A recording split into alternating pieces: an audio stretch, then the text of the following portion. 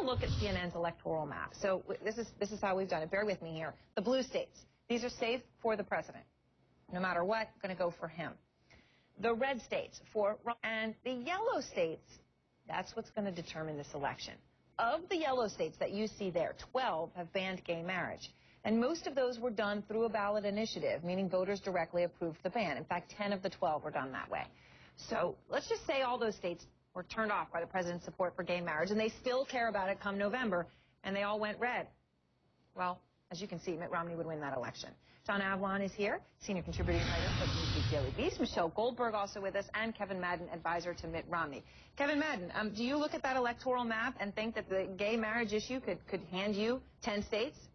Well, look, I think there are a number of voters there that are older in population, a little bit more cultural conservative, particularly in some of those states where there's going to be turnout models that are dependent upon some of those culturally conservative areas in those states, that if their main motivator for voting for president is going to be cultural issues, that they will find a candidate in Governor Romney that is aligned with them on those particular issues, and they don't line up with where President Obama is. But I still think that the main motivator here for voters that are right now unpersuaded and they haven't made up their mind is still going to be the economy.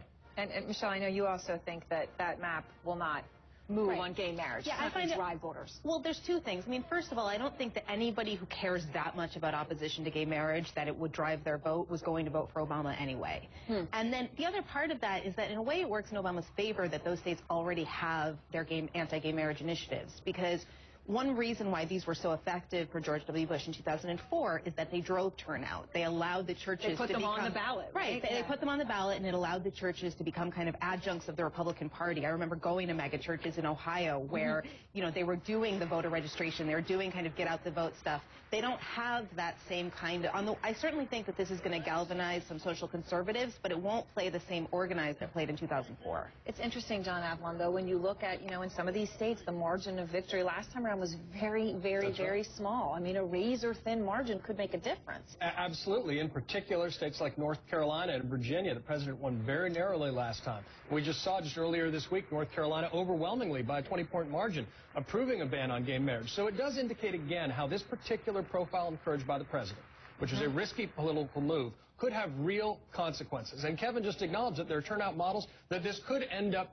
turning a slight advantage to Mitt Romney. But the calculation is that by galvanizing his base and taking the statement of principle that the president's going to come in with a big wind at his sails, but it is a risky political move. There's no doubt about that. Kevin, it's interesting, though. The country's changed on this issue. You know, 10 years ago, we were talking about this yesterday, 10 years ago, as Barney Frank said, there's no president in the United States that would have indicated it was even on the table before men and men being together and women being together. But now here we are. I mean, do you have a slight fear here that you're on the wrong side of this even in the next 6 months? Well, I think that's where the political calculation comes out of it. I think, you know, Governor Romney and the campaign, I think the charge here for the campaign is to go out and talk about what Governor Romney believes on this issue, on whether or not we should define marriage as between a man and a woman. He happens to line up with those that agree with him on that particular issue. So I think that's the most important point, which is when voters that are actually, this is something that's a real animating issue for them, they have to ask themselves which candidate lines up with them. And on this particular issue, we happen to be with folks that, you know, it probably may be a little bit more of a motivator for them on Election Day. Yeah, I mean, but quickly, the Romney camp doesn't want to be talking about social issues in their general election pitch. Right. And that's one of the ironies here. They want to be focused on the economy. So the more time that's spent galvanizing the religious right on this social issue, the more they run the risk of alienating suburban swing voters. Right, That's which important. in a way, that shows you how much progress we've made, that this could kind of potentially be a wedge issue for Obama. And the other thing that I think is really important, this puts Romney on the defensive, because Romney doesn't just oppose gay marriage. Romney also opposes civil unions.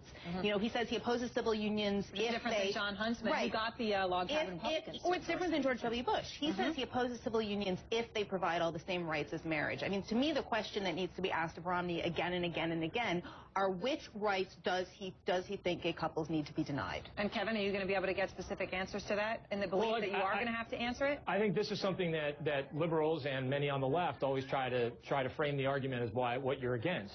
I think when Governor Romney talks about this issue, he talks about it from the heart, and he talks about it by what he's for. He believes that marriage is between a man and a woman. That's when he's asked that question, he answers it very clearly. I think that's the interesting thing about this issue. Right now, we have a clear contrast. Both campaigns agree that we have a clear contrast.